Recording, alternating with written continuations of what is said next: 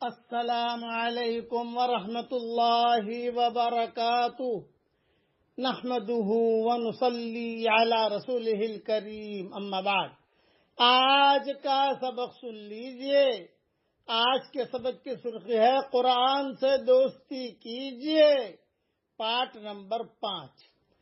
حضرت ابو ذر غفاری رضی اللہ تعالیٰ عنہ روایت کرتے ہیں کہ رسول اللہ صلی اللہ علیہ وسلم نے ارشاد فرمایا، تم لوگ اللہ تعالی کا قرب اس چیز سے بڑھ کر کسی اور چیز سے حاصل نہیں کر سکتے جو خود اللہ تعالی سے نکلی ہے، یعنی قرآن کریم۔